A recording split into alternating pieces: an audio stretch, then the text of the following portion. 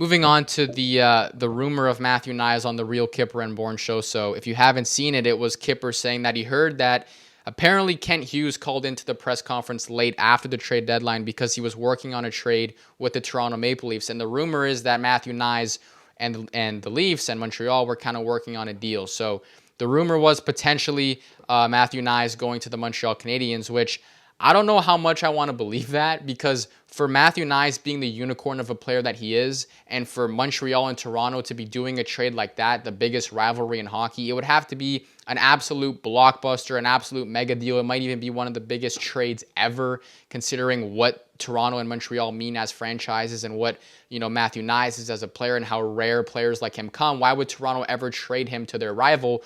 Like, what kind of return could they possibly be enticed by? So, if I'm looking at that, I'm looking at a guy like Michael Hage, potentially a couple, first-round picks. Is it Reinback or is it Bolduc? Like, what was it that was enticing Toronto if that rumor is true? It's very interesting to see. And, I would say this, it's 2 years in two deadlines in a row now where Matthew Knies' name has been out there in trade rumors, whether it was for Mikko Rantanen last year and now again with Montreal. The Maple Leafs seem to be interested in kind of shopping Knies, and I think it's just because they feel that a team might overpay for Matthew Knies. And I personally would not move on from Matthew Knies. I've said it 3 times already. I think he's a unicorn. He's very rare of a player. He's on, he's a 70-point power forward in this league at such a young age. I wouldn't move on from him, but I think the Leafs might think, a team might see that and think, yeah, we're going to absolutely overpay for this player. And maybe Montreal was putting an offer up that kind of had Toronto interested, and maybe they look back at that in the offseason again, because it seems to be a theme where the Maple Leafs are shopping Matthew Knies a little bit here and there. So interesting, but I think the teams there and what Matthew Knies is as a player, it's kind of crazy to think, what could they possibly be thinking in terms of a deal with that much value in Matthew Knies as a player and a unicorn in this league, and obviously the rivalry that Toronto and Montreal has. That had to be a blockbuster trade that they were potentially working on, and could they revisit that in the offseason? It will be very interesting to see.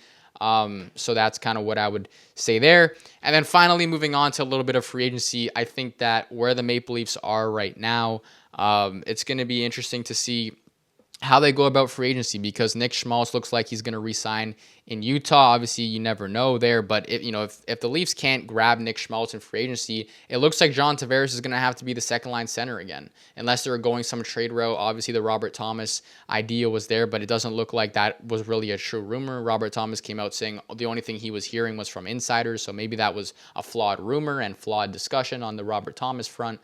But I just, like, Alex Tuch is a guy, and this is one of the reasons why I would love the Leafs to not trade Matthew Knies, and I don't think they will, but if Montreal and Toronto end up trading with each other, is a line of Knies, Matthews, Tuch would be so fun to watch. Those are 3 guys that are above 6'3", 200 pounds, skilled power forwards. If you want to consider Matthews a power forward, I know he doesn't really play like it, but he's got the size for it. That would be a very powerful first line in the NHL and be pretty cool to watch.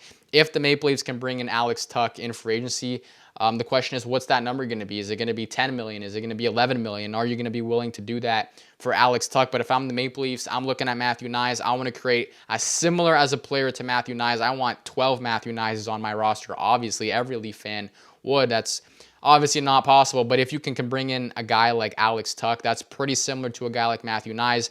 I think if Alex Tuch hits free agency, the Leafs are going to be one of those teams that are going to be right up there sniffing on Alex Tuch, seeing what the number is going to be on Alex Tuch. So pretty interesting there